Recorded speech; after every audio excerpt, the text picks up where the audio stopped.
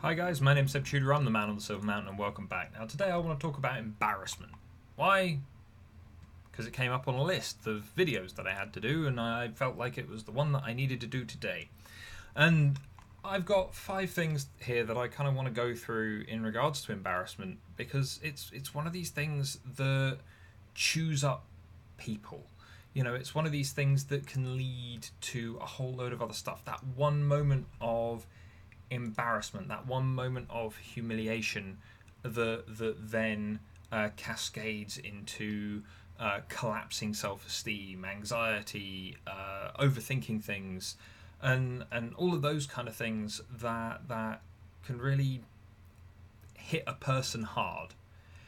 And so I wanted to kind of just run through these 5 things to maybe give you some things to think about when you are embarrassed, to maybe hopefully help you get through the other side of it more successfully.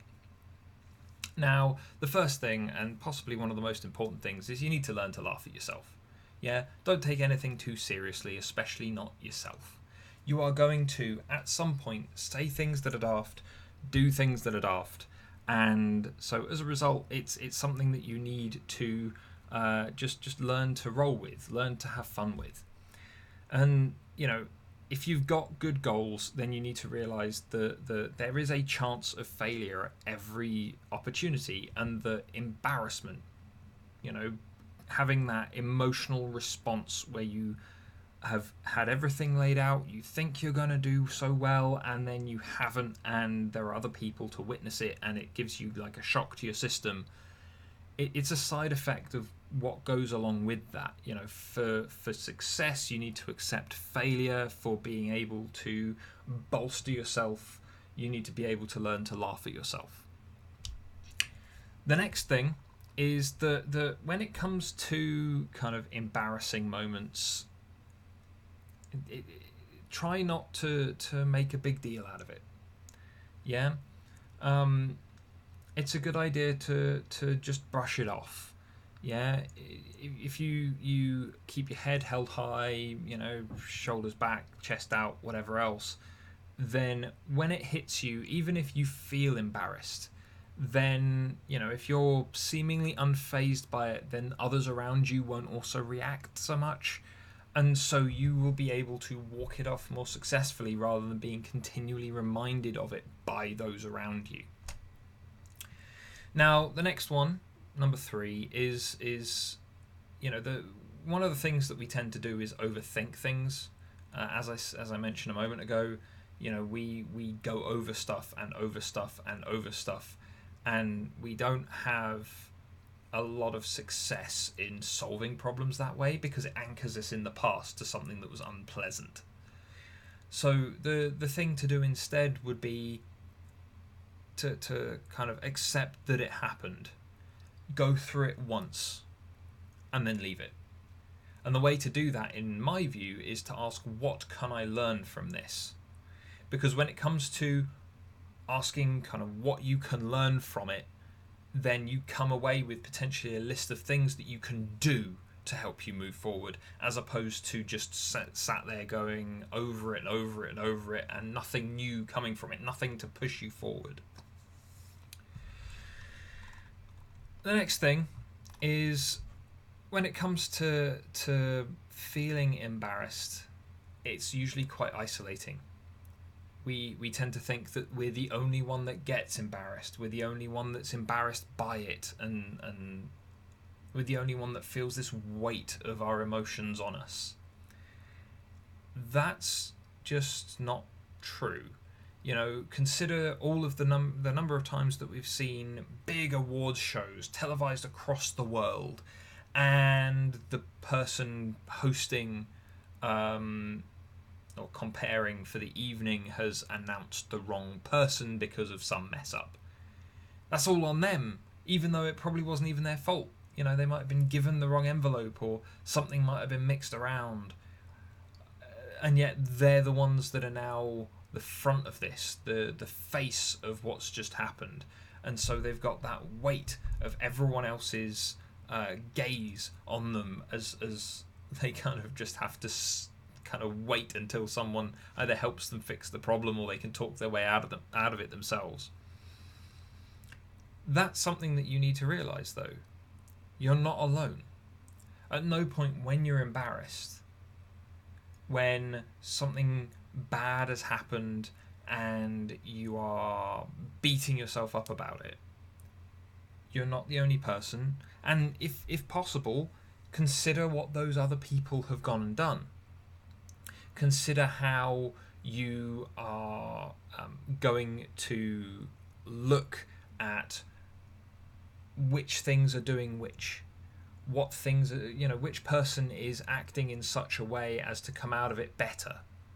Try and emulate what they're doing, imitate what they're doing to help you get through your situation. Now, as I've said, I'm not a huge fan of using real people as role models because real people are more likely to let you down than fictitious ones. But if you've seen some presenter on a TV show get something wrong, they've gone bright red in the face, and then they've just worked it all out. Someone has announced the wrong winner at an award show or whatever else.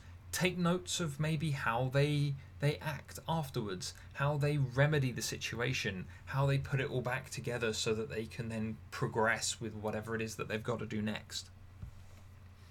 You're not the only one, and as a result, there's an awful lot more people there for you to learn from as you kind of look forward to whatever comes next.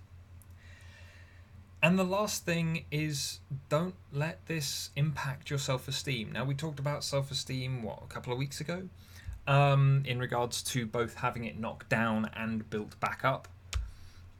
But, don't let your moments of embarrassment, your momentary failures that impact you emotionally, don't let those change the way that you see yourself. Yeah?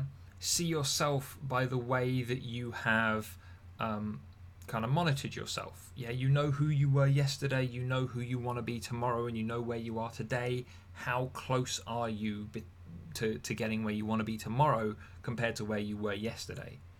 Yeah? Messing up, causing a fuss, kind of getting things wrong, it's all completely normal. But the only thing that you can do is accept that you're not perfect and that you're working along this progression from the day before where you were a different person and the day tomorrow where you want to be a different person. How far along are you, and is it fair to expect yourself to get up and get to that point that you want to be at tomorrow?